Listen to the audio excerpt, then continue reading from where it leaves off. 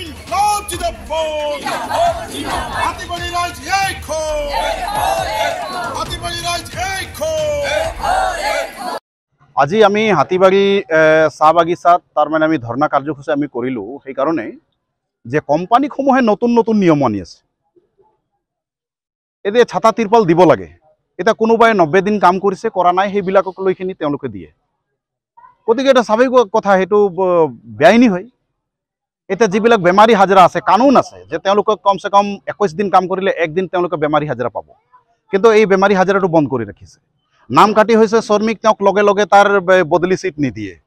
লগতে তেওঁলোকে যিটো নাম কাটি শ্ৰমিক আছে তেওঁলোকৰ যিটো PF গেৰছুটি তেওঁলোকে 1 মাহৰ ভিতৰত তেওঁলোকে দিব লাগে, গেৰছুটি পইচাটো, PF পইচাটো তেওঁলোকে 2 মাহৰ ভিতৰত দিব লাগে, পেঞ্চন পইচাটো 3 মাহৰ ভিতৰত তেওঁলোকৰ মুঠতে 90 দিনৰ ভিতৰত সম্পূৰ্ণ পইচা দিব লাগে। এই গোটেইখিনি নিয়মবিলাক তেওঁলোকে পালন কৰা নাই, আৰু অথচ তেওঁলোকে মজদুৰবিলাকক সাংঘাতিকভাৱে ইয়াত শোষণ কৰি আছে।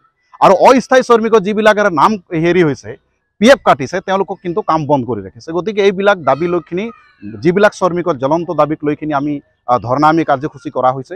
আজি 15 দিন ডেডলাইন দিয়া হৈছে, যদি 15 দিনৰ ভিতৰত যদি নকৰে আমি ডাইৰেক্ট ষ্ট্ৰাইকত আমি যাম, হৰতালত যাম। গতিকে এইটো ৰাইজে আজি সিদ্ধান্ত লৈছে। গতিকে আমি দাবী জনাইছোঁ যাতে এই দাবীসমূহ শীঘ্ৰে পূৰণ কৰাৰ ব্যৱস্থা কৰক, অন্যথা আমি ইয়াৰ বাবে আৰু জংগী আন্দোলন গঢ়ি তোলাৰ কাৰণে আমি যাম। ইনকলাব জিন্দাবাদ ইনকলাব জিন্দাবাদ দুনিয়াৰ মজদুৰ।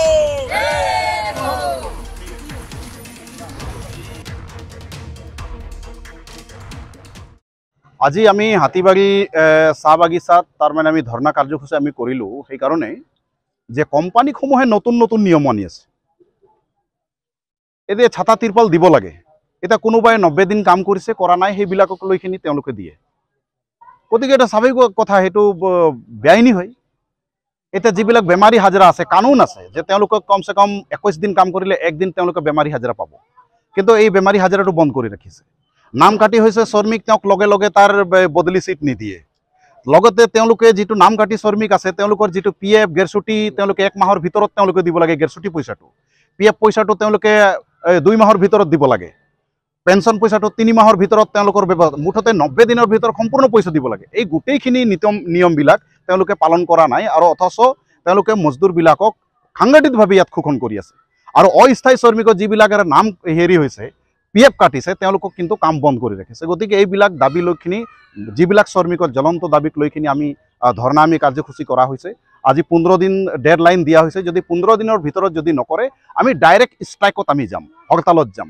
গতিকে এইটো ৰাইজে আজি সিদ্ধান্ত লৈছে। গতিকে আমি দাবী জনাইছোঁ যাতে এই দাবীসমূহ শীঘ্ৰে পূৰণ কৰাৰ ব্যৱস্থা কৰক, অন্যথা আমি ইয়াৰ বাবে আৰু জংগী আন্দোলন গঢ়ি তোলাৰ কাৰণে আমি যাম।